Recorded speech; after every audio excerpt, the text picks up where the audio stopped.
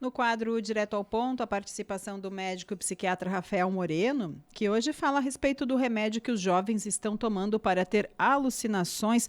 Não é de hoje, né, que as pessoas acabam utilizando de medicamentos, não, né, necessariamente para algum tipo de doença, algum tipo de problema, mas para outros fins, né? E cada vez mais isso vem acontecendo, infelizmente, né? As pessoas acabam depois tendo outros problemas em função de algum tipo de medicamento ingerido aí de forma irregular, vamos dizer assim, né? Ou para outros propósitos que não sejam a saúde. Pois é, Bom dia. bom dia. Essa matéria fala sobre um fármaco chamado Zolpidem. O Zolpidem é uma droga que a gente utiliza em geral para induzir o sono e a gente utiliza ela para pessoa que tem uma insônia temporária. Não é um medicamento indicado assim, para uso contínuo. E o Zolpidem ele entrou no mercado muito como uma droga que não causava dependência, que não era uma droga que causaria potencial de abuso, e isso não vem se confirmando, né? A gente vê que as pessoas estão abusando, a gente vê casos na prática onde as pessoas ficam viciadas, né, dependentes do Zolpidem.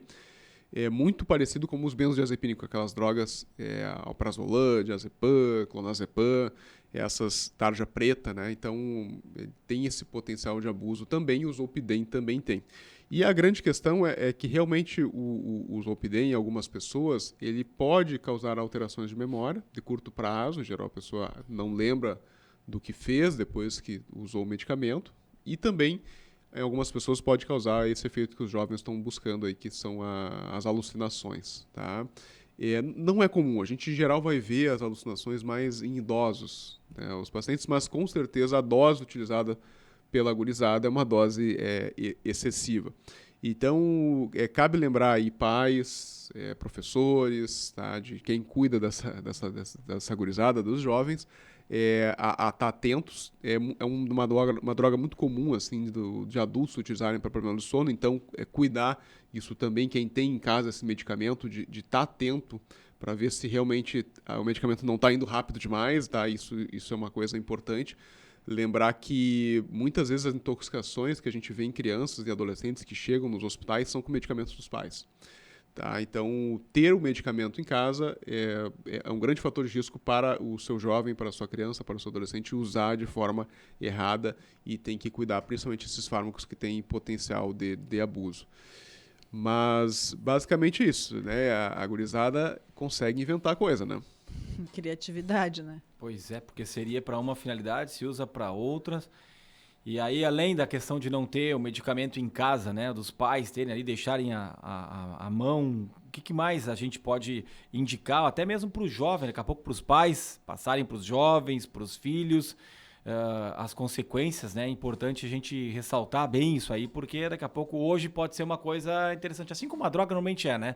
Talvez naquele momento ou no dia ela vai dar alguma sensação boa para a pessoa, mas as consequências elas depois, muitas vezes, a maioria das vezes, são terríveis, né? Exatamente. Assim como as drogas ilícitas, então maconha, cocaína, crack, enfim, LSD, êxtase, as drogas lícitas, as drogas que estão disponíveis em farmácias, quando utilizadas sem prescrição médica, de forma errada, elas causam tanto dano quanto as drogas ilícitas. Isso é importante de saber. Não é só porque está vendendo na farmácia que aquilo é benigno, né? Não, a gente pode ter consequências drásticas aí do uso. Lembrar que existem pesquisas mostrando que o principal fator de risco para o jovem utilizar uma substância é a disponibilidade dela. Então, a gente sim tem que aconselhar os jovens, mas o principal fator de proteção para o jovem não usar droga é não ter disponível no ambiente. Então, por isso que a importância de se trabalhar na comunidade, da disposição da droga, de trabalhar na escola, da disposição da droga, na universidade, da disposição da droga. Então, porque o jovem tem uma forte tendência, quando tem na frente, de experimentar, faz parte da adolescência, faz parte do adulto jovem, isso aí. E se a gente fizer pesquisas perguntando, você sabe da consequência da droga? Todos sabem o que faz mal. Mas por que utilizam? Porque faz parte... Só pode comprar com prescrição médica. O Zolpidem, sim. O Zolpidem é um fármaco só prescrição médica, mas com certeza mercado negro isso rola bastante. Uhum. E quando acontece, doutor, por exemplo, da pessoa ficar viciada, né? Ou mesmo assim, quando acontece a utilização momentânea ali, usou ali com os colegas, né? Tomou, enfim, muitas vezes associam com bebidas, né? Com outros tipos de drogas também. E é feito algum tipo de desintoxicação, é muito semelhante a quando é relacionado a outras drogas, as ilícitas, por exemplo.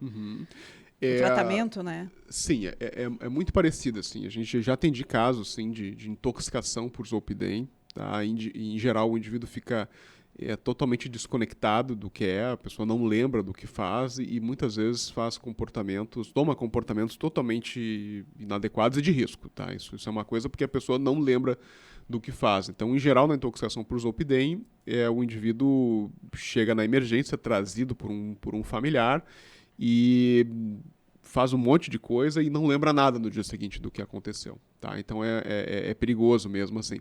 O tratamento é de suporte na hora que a gente vai fazer, tá? Mas em geral é mais essa confusão que é o principal problema, de depressão respiratória, essas coisas assim de parada cardíaca é mais raro, assim, nunca vi, tá? Mas pode acontecer.